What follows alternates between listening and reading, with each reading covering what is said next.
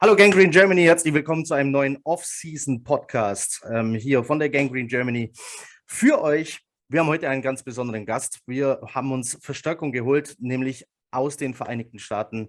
Wir haben Ryan zu Gast vom Jets Talk 24/7 Podcast. Manche von euch hören ihn regelmäßig, manche hören ihn ab und zu. Ihr solltet auf jeden Fall reinhören, wenn ihr Englisch könnt. Für diejenigen, die jetzt nicht Englisch können, wird es natürlich ab jetzt ein bisschen schwierig, denn wir werden den Podcast natürlich auf Englisch machen. Euch könnte hier helfen die YouTube-Untertitelfunktion, die wir natürlich versuchen werden bereitzustellen. Wenn nicht, wird es ein bisschen schwierig. Ich hoffe, ihr habt trotzdem alle Spaß mit dem Podcast und jeder kann uns halbwegs folgen. Also, ab jetzt geht es auf Englisch weiter. Hello, Gangrene Germany. Another off-season podcast from the Gangrene Germany with a special guest from the United States. With us is from Talk Jets 24/7 podcast, Ryan Delaney. Welcome, Ryan. Thank you guys for having me on. I'm looking forward to talking some football with you guys. It's a pleasure and it's an honor to have you here. Thanks for your time. And with me and Ryan is Julian from the Gangrene Germany. Hello, Julian. Hello. Thanks, Ryan, for your time. Ryan, the first question is always the same. How did you become a New York Jets fan? I didn't have a choice. My dad was a Jets fan, Okay, so yeah. That's exactly how it started. I started going to games when I was 5 years old, probably something like that. We had season tickets right up until they built Metlife Stadium, and It's just been a love obsession ever since. Love hate, I guess. There's plenty of times where I'm doom and gloom, but really, some of my best childhood memories growing up are from the Jets, and it's just kind of ingrained into who I am at this point. That's cool. Most of German fans can relate to this, born in to become a fan, but not in American football. Most of us are soccer fans. Of course, we're in Germany, we're in European country, but most of us can understand what happened in your family there. Sometimes you don't have a choice, but that's really cool. So a couple of years later, you're host of your own New York Jets podcast with about 20,000 followers on YouTube. How did that come? Or how you met Green Bean and Matt O'Leary? So I guess I started the channel about 5 years ago or so, and I really didn't have any intention of doing Jets related content. I actually had an idea for doing a channel based on skiing and snowboarding and traveling to other resorts around the world, trying to get free marketing and things like that, free lift tickets, all that good stuff. And I realized I don't know how I sound on camera. So I was like, let me talk about something I do know about. I can at least talk comfortably about the Jets. So I started doing that, and it started gaining a little bit of traction. And 5 years later, it's become what it is. So I'm pretty proud of it. In terms of O'Leary and Green Bean and I actually knew each other for a while without knowing who each other was. We both are part of a Jet Nation forum on the internet, and we'd always comment back and forth. His username was Green Bean, and we just bounce around. And then he put together that I was the guy doing Jet videos on YouTube, and then he started doing videos for Jet Nation. So then him and I linked up, and we were talking about, different editing techniques and things of that nature. And we just had such a blast talking to one another. And then that's when I reached out to O'Leary. O'Leary had started his channel. He was probably about 500 subscribers or so. And I was like, dude, love your voice, love your takes. I got this other guy, Green Bean. I think we can hit a whole bunch of different demographics, based on, the way we sort of approach how we think about the New York Jets. And we just had such a blast. It started out as just it was only going to be a few weeks leading up to the draft when we got Denzel Mims. And then it's just sort of evolved into this friendship. And now we have a group chat. We're texting all the time. Anytime news pops up, whether it be Jet related or something else related, it's genuinely a really great friendship. And they are two of my best friends. No questions asked. You have podcasts with 3.5 hours and more just talking Jets. It's so fun to listening. So there's a special relationship between fans here. You was born a Jets fan. What do you think how the most Germans become New York Jets fans? This is a question for you. So how do I think most Jet fans become Jet fans outside of the US? Yeah. It's got to be it's got to be all internet based, right? You fall in love maybe with the sport, and then maybe it's a color that it sort of draws you into a particular team or a particular player that you sort of fall in love with. So I'm fascinated to see how you two guys became Jet fans, because from an outsider's perspective, I know soccer wise, the only reason I'm like sort of involved a little bit with soccer is because a lot of my coworkers at one point were international students from Argentina. So for me, it was, Lionel Messi. That was kind of like the blue and the white jersey. I was like, oh, it's kind of cool. Like, I know all these people from Argentina. I'm just going to kind of watch some of them. So I'm curious, how did that happen for you guys? The most Germans are Jets fans because of Kevin James. Oh, because no it way. was the King of Queens, the sitcom. Yeah, absolutely. The sitcom came to Germany in 2000 or 2001. And most Germans were interested in football because on this time we had still the NFL Europe. Did you ever heard about the NFL Europe? It was the teams sent their practice squad players, the third stringer, stuff like that, people like that, to Europe to play football here. Most famous is maybe Kurt Warner. He was in the NFL Europe, then he came back to Americas and won the Super Bowl with the greatest show on turf.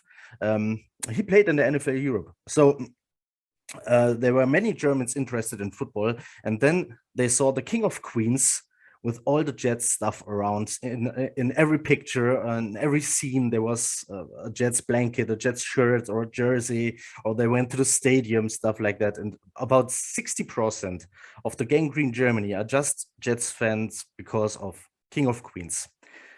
No joke. That's amazing. That's great. I became a Jets fan because of this whole story about Joe Namath. Mm-hmm. It was a Carolina Panthers fan invited me to his football Sunday at his home. He was married to an American woman, so they were able to watch American football. They had Fox Sports, stuff like that. He invited me, and I guess his plan was to make me a Carolina Panthers fan. And then I started some research about football and what we are doing on this Sunday and stuff. And then I heard about this name, Joe Namath. I heard it on The Simpsons. Do you know the scene where Joe Namath had his flat-tired car outside of the Simpsons house? Mm-hmm. And do you remember Al Bundy and Married with Children? Yeah, Joe Namath is in one episode too, when they are in a sports bar. Joe Namath is in the movie Ghostbusters 2, not as a person, it's a jumper of him. Joe Namath is in Alf, in one episode of Alf. He was everywhere in this week. Before this football Sunday, he was everywhere. And then I wanted to know, okay, who the is Joe Namath? And then I heard this story about he guaranteeing the win of the Super Bowl III. The New York Jets, New York, one of the greatest cities. I always wanted to be there. They played in green, my favorite color. So it was totally clear before I arrived at this house, I was a Jets fan. I didn't know on this point, but it was love on the first sight. I don't know Julian's story. King of Queens. King of Queens. I came from a little city in Germany, and you don't have contact with the NFL or with football, and you're watching King of Queens, and I think, oh, New York Jets, what is this now? And by 2002 or something else, I bought Madden and played Madden. I think, okay, take the Jets, and played through it and think, oh, cool. But after a few years, King of Queens was my first contact. In Germany, you don't have it on television. There was nothing big on National Football League. So in 2015, Pro 7 Max was the first NFL live television. Yeah, that's a free TV. That's a free TV station, a free TV channel, and since 2015, we can watch 2 NFL games per Sunday. I watched it, and Ryan Fitzpatrick was on our team 2015. You know the season, and I was amazed and think, wow, what's this? Yeah, and the Jets catch me. I think what a great team. Signed 2015. We are a bad team, but I'm on it. Very cool. It was crazy what's happened in Germany in the last couple of years. So we had this first hype of American football with the NFL Europe. But between the NFL Europe and this free TV show, there are 15 years. So there were just a small group of football fans here in Germany. It was like family. It was, I, as a Jets fan, I thought I'm a unicorn, you know, I'm the only one, and I will be alone forever. But thanks to the internet, to social media, we found each other. So, and it became bigger and bigger, because they, when they started in 2015, the problem is not many became Jets fans. 2015, so the most of them who watched football for the first time are now Seattle Seahawks fans here in Germany, because they love the Legion of Boom and all that stuff, and many New England Patriots fans. And we have in Germany on the first wave of the hype with the NFL Europe in the 90s, there are a lot of Packers fans, 49ers, and some Cowboys fans. This is the most parts of the Germans fan bases, I think.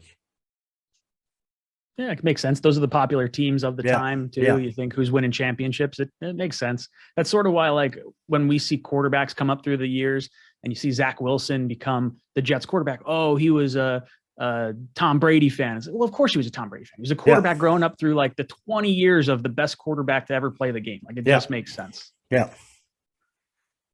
Not easy to live here in Germany with a country full of Patriots fans, but yeah, I can understand it.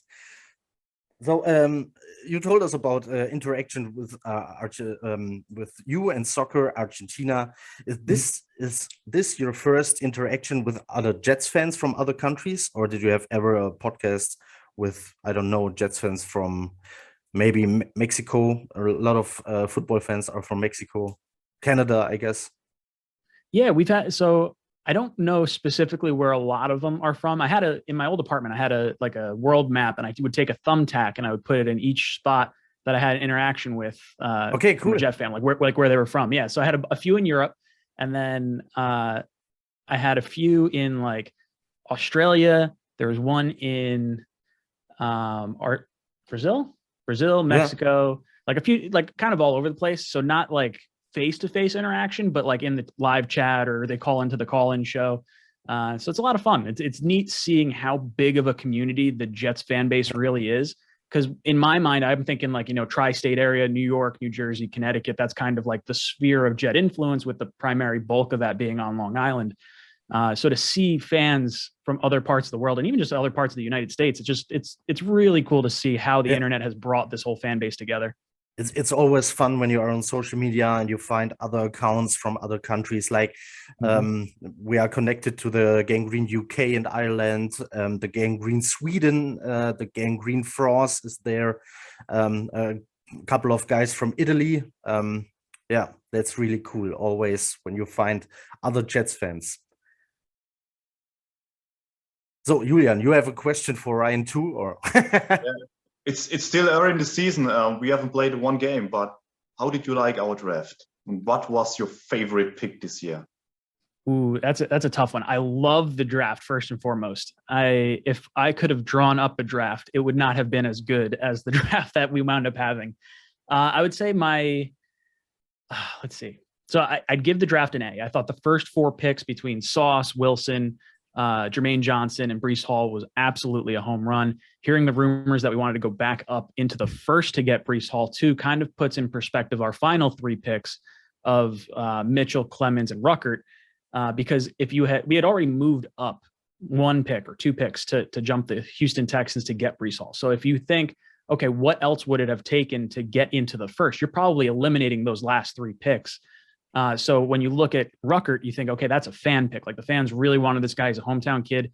Clemens, that's a Robert Saleh pick. He's a nasty defensive lineman. And then Mitchell, offensive tackle, that's a Joe Douglas pick. So it's almost like 3 bonus picks at the end of having 4 really good picks. And now Breece Hall, I think, is an exciting player. It might be the most exciting for me just because the impact he's going to have right away on our team. It's not really where I would have gone. Like, when we took him in the 2nd round, I was like, oh, interesting. I thought we were coming up for the linebacker from Georgia. I was like, okay, this is, I didn't see this coming right now. I thought that was going to be like a 4th round pick, but I'm really excited. As far as my favorite player in this draft, it's hands down Sauce Gardner. I was like beating the drum for Sauce, and I had so many people getting like, it was polarizing. Like I had a lot of people that wanted Sauce, and then I had a lot of people that were like, you're crazy, we got to get the edge rusher. And I had us taking Jermaine Johnson at number 10. So to wind up getting him at pick 26, I would say that was the most exciting pick for me because of the shock of trading back in. We wanted it to happen. We finally got it to happen. And then they took the player that I wanted. So it was like, it was really cool. I like all the personalities of all the players that we drafted too. Joe Douglas kind of continues to stack captains and football guys. These guys eat and breathe football. That's kind of the reason why I didn't think Kayvon Thibodeau was going to be the Jets selection at number 4. And we had that like hold your breath moment of Sauce is on the board, Kayvon Thibodeau is on the board. What do? We should get the edge rusher, but like the personalities, I think, is what won it for Sauce, and his skill set and the depth of the edge class, I think, made the Sauce selection just a home run in and of itself. So Sauce would be your first selection, but what do you think about Garrett Wilson at 10? I do like Garrett Wilson. That was so in my mind when I was thinking about how this draft would play out, I thought Sauce at 4, edge rusher at 10, because those guys would fall. If you told me Jermaine Johnson would last at 26, like all day, I'd be all about it. I had the Jets trading back into the first round for a wide receiver. So in my mind, I never really considered, I shouldn't say I didn't consider, but I would have preferred a second round or a trade back into the first round for a wide receiver while getting our edge rusher at number 10. Now, taking Garrett Wilson, I think, is a phenomenal move. You get your arguably the best wide receiver in this draft class, the guy that stayed the healthiest in this draft class. And now he also has a rapport with our later draft pick in Jeremy Ruckert. So it's kind of cool the way they've built everything up and the dynamic that's in place. Like I would say the Wilson pick was more of a surprise because of how critical I thought the edge position was. So to get him there, I'm like, okay, I have no idea how we're going to handle edge.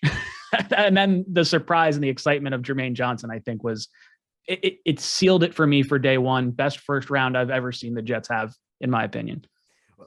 What do you think about our tight end room? We have drafted 1 player, we have signed 2 players. I think we have average tight end room or more. What do you think? In my time watching the Jets, so I've really started consciously knowing things about the Jets, probably like 95, 96, 97. And since that time, this is easily the most excited for a tight end room that I've ever been. You look at 2 starters in Conklin and Uzama, and then a guy that a lot of people wanted in Jeremy Ruckert. Everyone thinks he can be a starting tight end in this league. He was just underutilized at Ohio State. He was like option number 5. When you look at the wide receivers and the running backs on that team, he just wasn't really utilized. So to give him the opportunity to sit behind 2 really good tight ends and kind of grow, this isn't a situation that the Jets have ever really found themselves in. Because even going back to the Rex Ryan years, we were loaded at like on our roster, but we were so top heavy, we didn't have any depth. And with Ruckert and some of the guys like Breece Hall and Eccles, we're starting to see more depth on this team that we can allow our rookies to sit and learn the proper way and not create bad techniques from just forcing them onto the field. I mean, how many times have we drafted players and we're like, oh, that's a plug and play starter right there. Like, well, ideally, you don't really want to have that guy out there. Let him kind of take his lumps in practice, earn the starting spot. And I think you're starting to see that transition with the New York Jets. I think we have 2 starters now, and Usama is about 29 or 38 years old. You have 1 or 2 years, and then you can bring Ruckert into it in 1 or 2 years, give him the time, because tight end is not an easy position in the NFL. I think that's a good job by Joe Douglas. Yeah, specifically in this offense too. You saw how that was the one position I think a lot of Jet fans last year were like, we didn't get a tight end. This offense relies so heavily on tight end. Like, what are you doing? Tyler Kroft can't be the only answer to this. And you have Ryan Griffin. So like to see how Zach Wilson is going to be able to operate within how this offense is supposed to operate is something really exciting to see in conjunction with the running backs and the offensive line and all this other stuff. Yeah, I think it's the best offense since 2015. We have firepower all over the place. We have depth. I think it's time now. And will Zach Wilson take a leap this year? Will he get better? What do you think? I hope so. I have a lot of hope in Zach Wilson. I would do every pass of Zach Wilson. So while I'm like watching the game, I'm starting to edit the footage and I'm looking at like every throw. And as you get through like the second half of the season, after he had the injury and he came back, you can see little tendencies of, oh, I'm not going to do that this time, or, oh, this is what I should do this time. Like the one that I always kind of harken back to is he had one play where he flipped the ball forward like he ran up to the line of scrimmage, kind of flipped the ball forward to the running back. It bounced off Ty Johnson's back and was an interception. He had the same opportunity a week or two later, and you saw him run up, go like he was going to throw it, and you can consciously see him pull the ball back. And I don't remember if it was a sack or a 1-yard gain, but whatever it was, he realized, hey, I shouldn't do this. And then later on in the season, you see, okay, now he's running to the line of scrimmage. He's catching 12 men on the field for the defense. This is a free play. This is a first down for us now. Or you see an opportunity for him to use the hard count. He's getting guys to jump off sides. Now he can take a deep shot down the field. And it's those little tiny nuances that don't get picked up on the stat sheet that real fans will notice, but the major media overall won't. So when I'm looking at this year, our offensive line is going to be better. Our running backs are going to be better. Our tight ends are going to be better. Our wide receivers are going to be better. Our head coaching staff and offensive coordinator and everything are in their second year, so they're going to be better. The only thing I think is going to be challenging for the Jets this year, as far as seeing a lot of growth, is the difficulty of the schedule to start the season. Our first 9 games are a brutal 9 stretch, but if we can come out of that with like 4 wins, if we can wind up 4-5 by the bye week, the Jets have a realistic shot at making the playoffs, and it should be very exciting for Jet fans. Yeah. Okay. You're very optimistic. Pretty much more optimistic than I am. Let me preface it this way. I have us on 6 wins. 6 wins? That's kind of the problem is like for 7. The problem is Miami. So what is Tua doing? Yeah, I think I'm not worried about Tua. Of all the things in the division, I think the Jets can handle Miami, and I think the Jets can handle the Patriots. I really do. If Zach Wilson takes the step that Josh Allen took, year 1 to year 2, I think the rest of the team is good enough to help support him. Like ideally, we're running the ball a lot. We're using the tight ends, and Zach Wilson doesn't have to put too much pressure on himself. Last year, we had terrible defense. We had some turnovers. So we're putting ourselves in a hole. So we just gave the opportunity to the other defenses to just tee off on their pass rush. If we can score some points, they're going to have to honor the run. They're going to have to honor the pass. So I think it takes a little bit of the forced passing later in games away from the Jets that makes us a little more unpredictable for defenses. Yeah. I just hope we are not too, we don't have to how you say it in English. Julian, hilf mir kurz. Julian, I asked Julian for help. There is a lot of pressure on the shoulders just of rookies, right? Isn't it? It's like we hope Jermaine Johnson is the edge rusher we need on the other side. We hope that Wilson is the wide receiver we need next to Elijah Moore, who is maybe the most talented wide receiver we had in the last, 7, 8, maybe 10 years, 15 years, maybe. Yeah. And we hope that Sauce Gardner is what the defense needed. So especially the secondary, we had the baddest defense in the last season. It was ranked 32. So it was totally clear that the first picks in the draft had to be defense. On the same side, you had to give Zach Wilson the weapons like the other Wilson. So all of that is good, but they are rookies, so you don't know what they are gonna do in their first season. So you're putting a lot of faith in young guys. Like that's what I wanted to say. Yeah, I would say that the Jets have a lot of potential and there's a lot of hope. So I would say I'm cautiously optimistic. I could definitely see a season turning south, and that would be disappointing to see. But I think because of the talent and the way this offense started to operate towards the end of last year, kind of gives me a little bit more hope, I guess. And then those guys, like you mentioned, Garrett Wilson, he's not going to have to produce right away. Like we can allow him to kind of learn and work his way through, because we have Berrios, we have Elijah Moore, we have Corey Davis. Like that's a solid 3 right there. Yeah. Then if you're talking about your tight ends, you think those 2 guys are probably going to see a lot of reps, not to mention the running back. So you're talking Garrett Wilson may wind up being like the 10th option in terms of like where they're looking to do things. Now they'll have plays drawn up for him.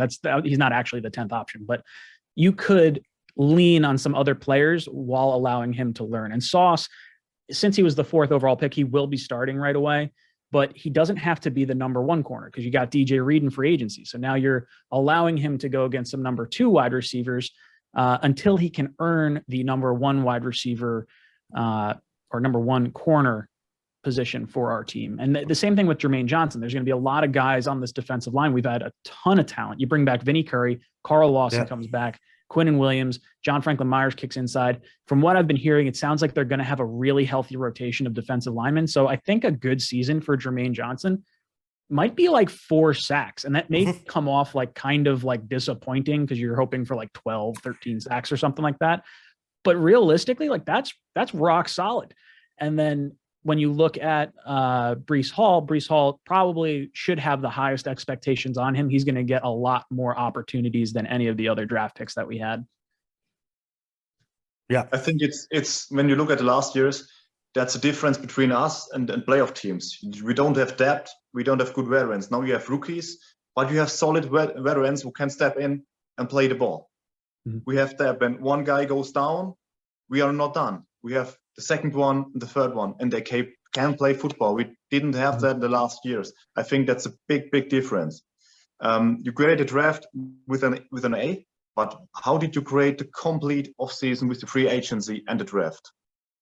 I really liked what the Jets did. Now, I would say there wasn't anyone off the top of my head that I was really beating the drum for in free agency that we got. Like I wanted Dalton Schultz. He wound up, wasn't an option because he was franchise tagged. So like to see how Joe Douglas approached this offseason and how we got to see him approach last offseason, you can kind of see the players he's looking for. He's looking for captains. He's looking for guys that like love football. And Robert Saleh came out and said, we didn't overpay anyone to be here. We got guys that want to be New York Jets. They want to win. They want to turn this team around. And when you have a team that's as young as the New York Jets are, and you get guys that are coming in with the attitudes and the youth that they have, these guys are not part of the Jet teams from the last 10, 15, 30, 40 years of the New York Jets that have been bad and disappointing. And everything. These guys don't know losses. These are guys coming from winning organizations. You got Whitehead from Tampa. You got Reed from Seattle. You have Uzama from Cincinnati. So these guys are coming in with a pedigree of championship caliber football. And I think that's going to rub off on the rest of this Jets locker room, especially with the young guys. What's your win prediction for this year, and what would be a successful season, no matter the record? So I would gauge a successful season first and foremost as we know Zach Wilson is the guy. If that, regardless of what the win count is, it could be 0-17. If we see Zach Wilson just slinging the ball around and he is the guy, that makes sense. Okay, perfect. That's goal 1. Goal 2 would be to be competitive. I want to see that little logo in the bottom of the screen when we get into December. The Jets are in the hunt for the playoffs. There's a conversation that if some things happen, break the right way, the Jets could find themselves in the playoffs. I don't need to get in the playoffs, but I just want to know that we're playing competent football past Thanksgiving into December. In the last 5-10 years, the Jets seasons have been over by like the middle of October, and it's just such a draw to you're trying to make content or talk about the Jets, and it's like, man, this team is just beating me up. So I think if you can see that little icon that says we're in the hunt late in the season, that's a successful season. Now to number 3, for me, I'm hoping the floor is 7 wins. Now, I understand the tough schedule, but things change in the NFL. We saw the Bengals go from a really bad team all the way up to a Super Bowl caliber team. So I think it's entirely possible, and I think these players believe it's possible as well. So for me, 7 wins would be the floor. I think if all things click and we start hitting on all cylinders and we are the team that we think we could be, then you're talking 10, maybe outside shot at 11 wins. And that's like if Zach takes the big leap forward. But I just want to be excited heading into this offseason, like the 2023 offseason, because if the Jets can get to that 7-8 win threshold, you're going to see a lot of free agents start to go towards the Jets and start to make that push. And then 2023 is when you can really start considering like, hey, we have an outside shot at a Super Bowl now. You're totally right. I agree. We have to play significant football in the end of November and the beginning of December. totally right. I would call it a good season when you have like 6 wins and a top 20 offense and a top 20 defense. So we can see it. Yes, there is a leap. So yeah, totally agree. Let's talk about things I don't agree. You're high in Breece Hall, right? So we play this kind of a Shanahan offense where we don't need a superstar running back. We need quick guys, fast guys who can see the gap open quick, and go into it. And then the Jets drafted a superstar, like the second or maybe best running back in this draft class. They traded up for him, like 3 spots. 2. Yeah. So you like this move? Yeah, it's not something that I thought the Jets were going to do. I thought we were going to wait till that 4th round when the value for a running back is a lot better. You know, you don't have to draft a running back so high when you are using a running back by committee. We had Tevin Coleman, we had Michael Carter. I thought Michael Carter was running back 1. I had no problem with going into the season with him as running back. I hope for a Elijah Mitchell like pick. Yeah. Yes. So the perfect scheme fit for this kind of offense in a late round would be perfect for me. Yeah. Yeah, exactly. So when they drafted Breece Hall, I was definitely like, that's not where I would have gone here. I didn't think that's where they were going to go. But then you kind of like sit back and you think about it and you're like, okay, Michael Carter had a few injuries. So we have another back that we won't miss a beat on because the offense clearly took a step back when Carter wasn't on the field. Yeah. And then you look at how this is going to help Breece Hall and Michael Carter, because Breece Hall was the bell cow in college. And now you have this opportunity where he can split carries with Michael Carter and take some pressure off his legs, take some pressure off his body. Every time a running back gets hit or you have a collision in the NFL, they kind of compare it to a car crash. So there's only so many car crashes your body can take before you can't handle the load anymore. And the Jets are going to be able to extend the careers of Michael Carter and Breece Hall by taking those types of hits off of them. So now Breece Hall, who normally plays 12 games in college, has to go 17 games and has to go deeper into games. And by splitting carries, I think he's going to stay healthier. I think Carter's going to stay healthier. And I think it's going to allow their earning potential over the course of their careers to gain significantly more money than if one of them was just the bell cow by themselves. Okay. Maybe you have me now on your side. Just maybe. I will think about it. I would love to see like a linebacker pick. The linebackers are maybe the biggest weakness in this roster. Yeah. In my opinion, but the coaches, the staff, they like Quincy Williams, and maybe they have high expectations on Nasser Al-Din. So maybe I'm wrong. I don't know. What do you think about our linebackers? Yeah, linebacker for me was the position I wanted. I wanted Nakobe Dean in the worst way during the draft. And I thought when we traded up, that's what we were going to do. I was like, this is a guy at one point in the offseason, like, hey, if they want to take him with the 10th pick, it's not value-wise a good thing, but like this dude's nasty. Like he holds players accountable on his team.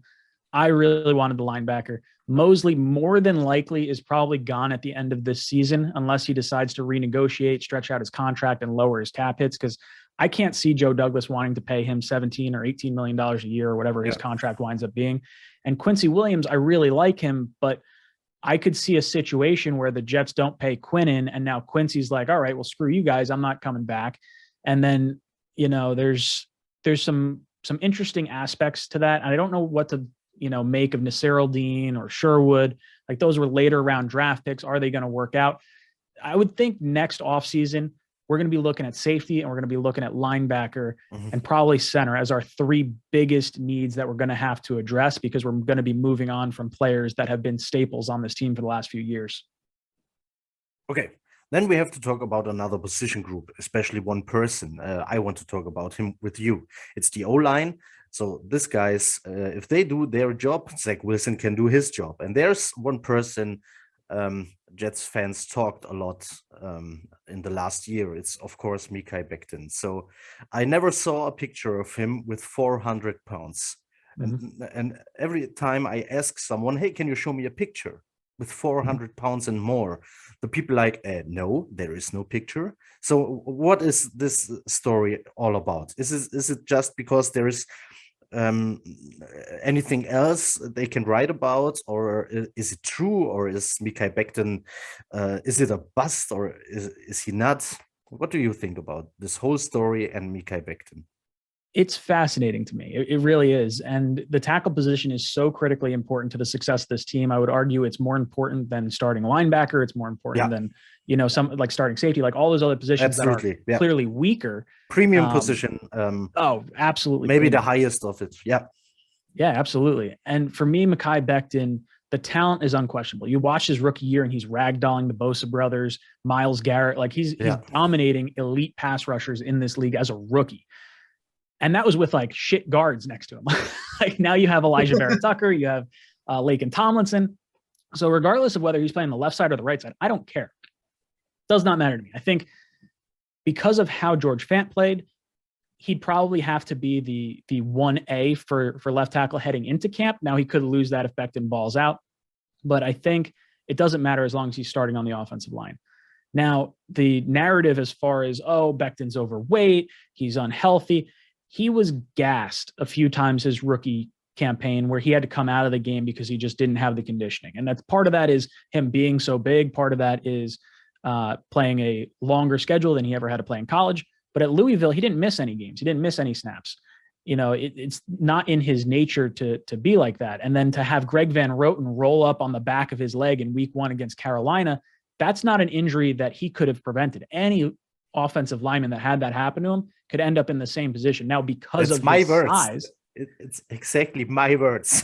Absolutely. Well, so like any player that has that, you deal with that same sort of situation. But because of his size, that exacerbated the recovery time. And then the Jets, I think Saleh came out and said something along the lines of like, oh, it's going to be like a 6-week recovery time or a 3 to 6 week recovery time. And that was like the worst thing you could have said. If they said, hey, this might be a season-ending injury, the expectation would be handled differently. But because we were thinking, hey, 3 to 6 weeks, we should be getting him back, and we didn't get him back for the entire season. And we heard little rumblings throughout the offseason. And then he's missing some organized team activities that were voluntary because he's having the birth of his kid.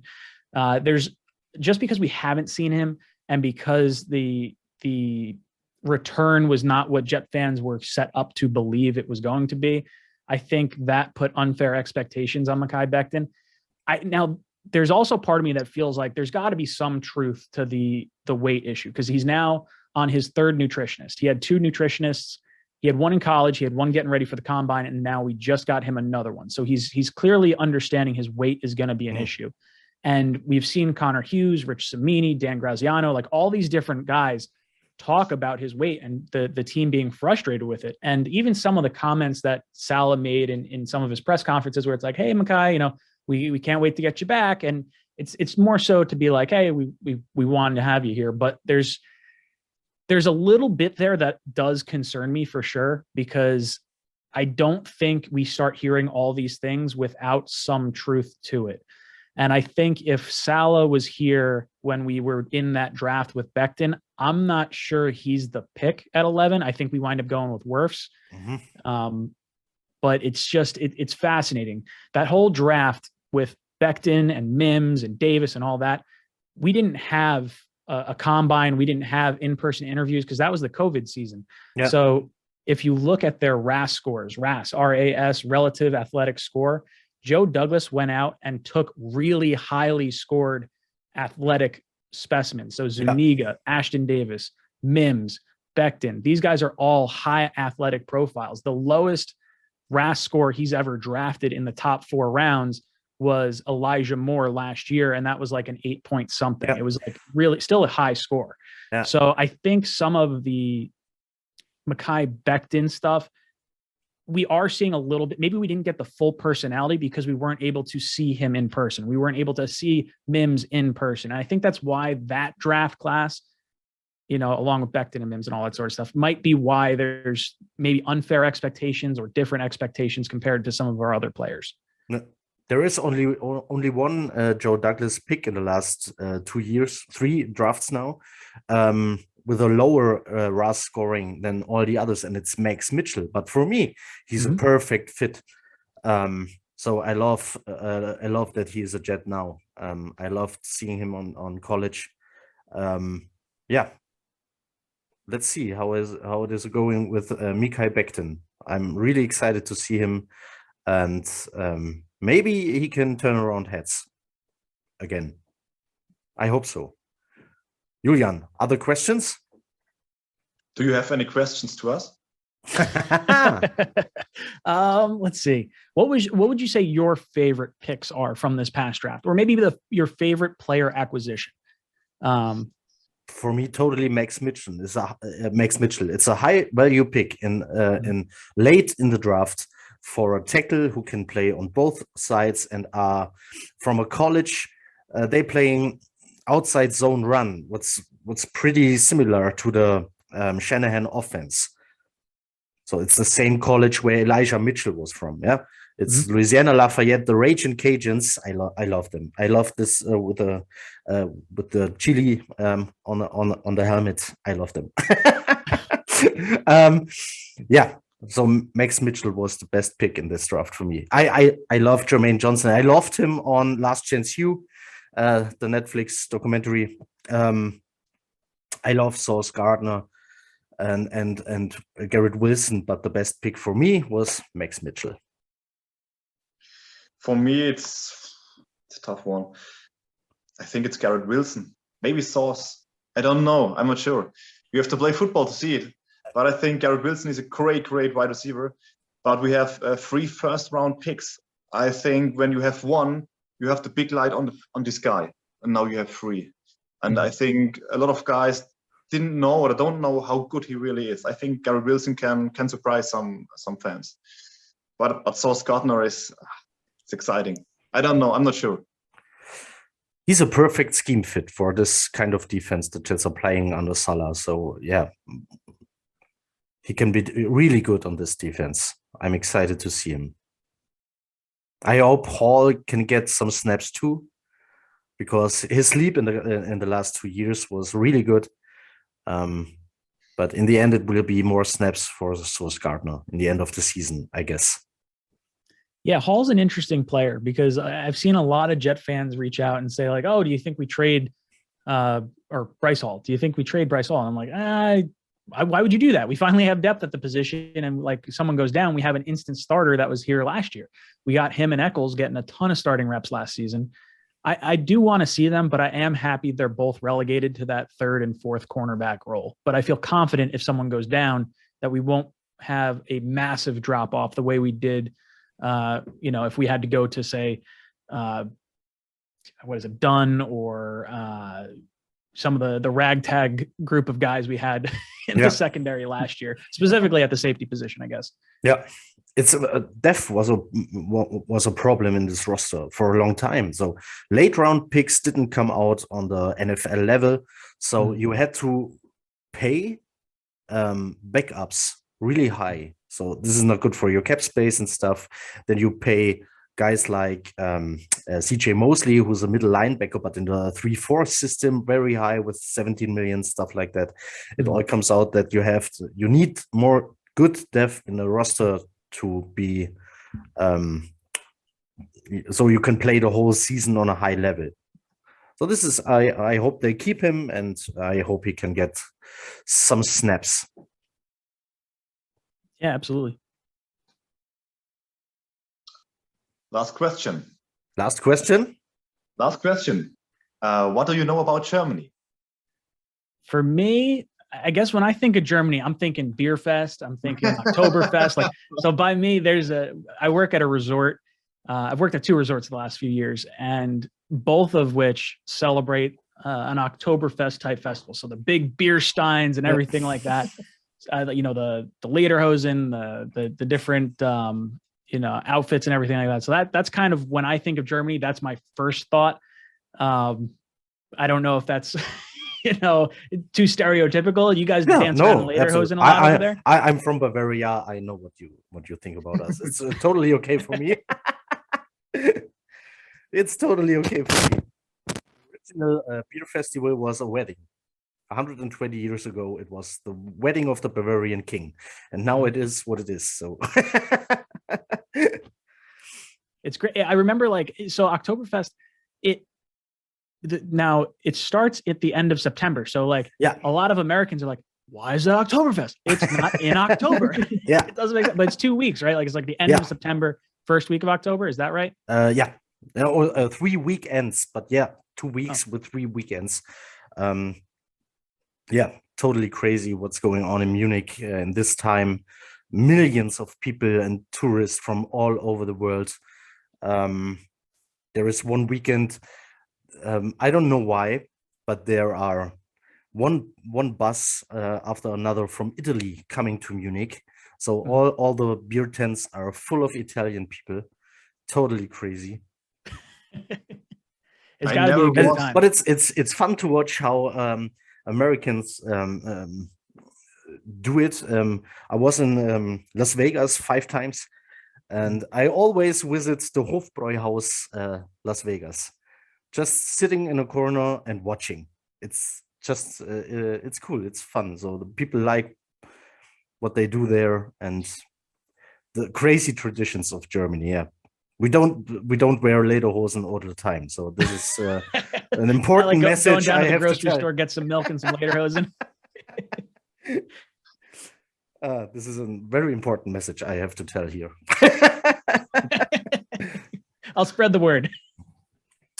It's our uniform at the schools, the lederhosen. No, it was like 70 years ago or what?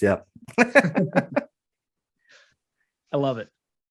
So, in which area do you live? Do you live in New York, on Long Island, or Jersey? So I'm actually I'm in New Jersey. I'm right on the border of the New York, New Jersey border there. I could actually throw a rock and probably hit New York. Not the city. I'm in like the suburbs. So I'm probably 45 minutes to an hour from MetLife Stadium, and I'm about a half hour, 40 minutes or so from Florham Park, where the Jets practice. Do you still have a season ticket? I don't have season tickets. I haven't had season tickets since my parents moved to Florida. So they moved down there when I graduated college. And now I try to go to a handful of games a year. I know I'm going to the July 30th training camp for the New York Jets. I'm going to the green and white scrimmage on the 6th. I think Richie and I are going to go to the August 19th Falcons joint practice. And then I'm planning to go to week 1, Jets Ravens, with all the other guys, O'Leary and Blewett and all that. Gangrene Germany will be there with I guess about 15, maybe 20 people. That's awesome. The season opener, they have their tailgate with the Gotham City crew. They watch the game on the flight deck, and there is a second group of Germans where I will join. In the weeks, there are 2 home games in a row with the Lions and the Jaguars. Jaguars are a Thursday night game, I guess. Yeah, I think it's just before Christmas, right? Right. The week before 23rd or 4th or something. 22nd. There will be about 10 Germans with the Gotham City crew on the tailgate and stuff like this. Yeah. So that's awesome. Yeah. I'm really excited. Is the traffic that bad after a game in MetLife? Yeah. Oh, it's awful. It's so bad. It's terrible. You have like the smart people that go to games understand where to park their cars to get out of the lots. Like people will try to park really close to the stadium. You're not getting out fast. Like you got to park towards the exit and walk into the stadium. That's the way to do it. It's brutal at times, especially the people that are arriving by train. They built a train that goes right to the stadium. Getting into the stadium using that train is great because you have all this time throughout the day to do it. But at the end of the game, everyone's leaving at once and it just can't handle that capacity. You could sardine them in, but traffic can be brutal leaving that stadium. It's better than it was with Giant Stadium, but still not great. I've been there in 2011. It was a game versus the Colts with their young quarterback, Andrew Luck. And we tried to get to the stadium with the cab, with the taxi. Yeah. So I hold my hand up. Taxi comes by, stopped. And I said, hey, we want to go to the MetLife Stadium. Where? And they said, the MetLife Stadium. Never heard. They said, it's a big stadium where the NFL games are. Where is it? And I said, in Jersey. And he just laughed and drove. was like, okay, this could be maybe more different than I thought. So not a try. Do you guys have Uber by you? Yeah. So that's another But popular thing. People in 2011, it wasn't a thing. No, definitely not. It wasn't a thing by us either. But we'll see people take Ubers and they're like, oh, I'll just take an Uber back. But since everyone at the end of the game is trying to get an Uber, there is no Uber, or it's going to be stupid expensive because the demand is so high. So they kind of rake you over the coals. The second cab driver told me he's never been to Jersey the last 20 years, so he can't find the way. And the third guy, he Googled the way, and then he called his I don't know, his manager or something, and asked him if he's allowed to leave Manhattan. So yeah, but it gets goofy because of licenses. Like certain licenses with certain companies, like you may not be able to cross, state lines, or it's a little goofy. And then he brought us to the stadium. So, but it took 3 tries. The first guy was awesome. New Jersey, ha ha ha, firm went away. Yeah, crazy story, but it was really cool. It was exciting to see this huge stadium. Yeah, huge. It's crazy. It's like the size of a German soccer stadium, but it's built different. So it's the seating rows are like this. So we have to take huge steps to come up, but you can see very good.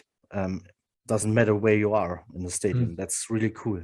Yeah. Metlife's an odd stadium. It's since they split it with the Giants, you would have thought they'd put a dome on it because they were supposed to have the Super Bowl. They wound up having the Super Bowl, I think, in 2012 in New York, and it snowed the day after the Super Bowl. So now they'll never do it again. Yeah. But if they had the dome on it, they could have had the Olympics. They could have had future Super Bowls in New York City, and the way they built it just felt all wrong. And there's a contingent of Jet fans that want to have our own stadium. Yeah, I'm a little selfish. My next question. What about you? You want own stadium?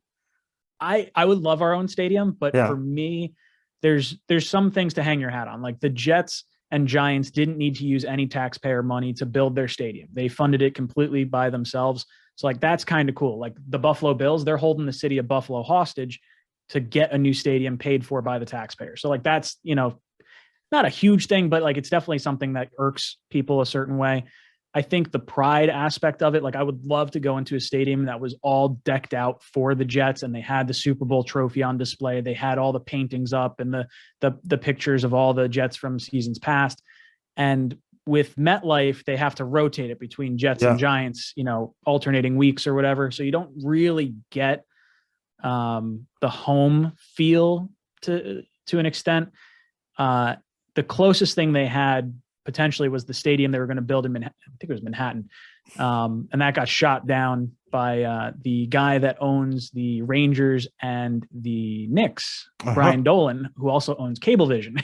It wound up failing by 1 vote, and he ran a whole slew of ad campaigns against that because he didn't want to have a competing stadium in his backyard. So for me, I would love to see the Jets get one. I'm a little biased because I'm on the New Jersey side, so it's super convenient for me to get to a game or the training camp. So I would love it to be in New Jersey, but then you get the whole it's the New Jersey Jets. It's not the New York Jets.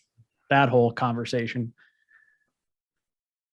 I guess there is one fan called his lawyer about it and made it how you say it in English?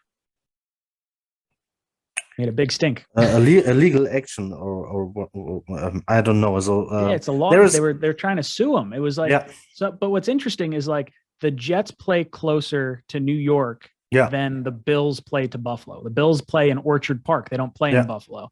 The Washington football team doesn't play in Washington, D.C. They play in Maryland. You go through a whole bunch of different teams.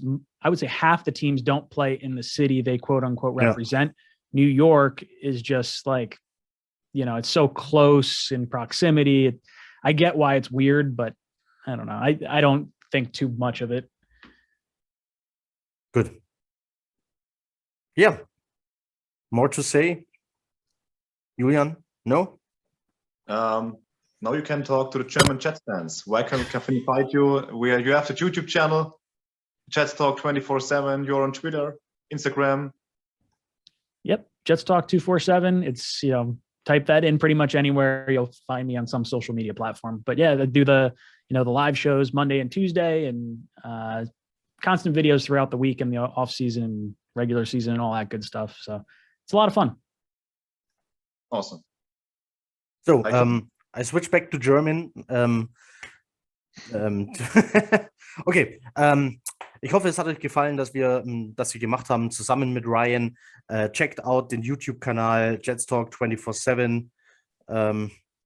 Ich habe ihn gerade abonniert in dieser Sekunde. 20.900 Follower. Ihr könnt es. Ryan macht wirklich einen geilen Job zusammen mit Greenbean und O'Leary. Macht auf jeden Fall Spaß zuzuhören. Wir wünschen euch, wann auch immer ihr das hört, einen schönen Abend, einen guten Morgen, eine gute Nacht, was auch immer. Kritisiert unser Englisch nicht zu hart. Wir haben unser Bestes gegeben. Macht es gut. Jet up.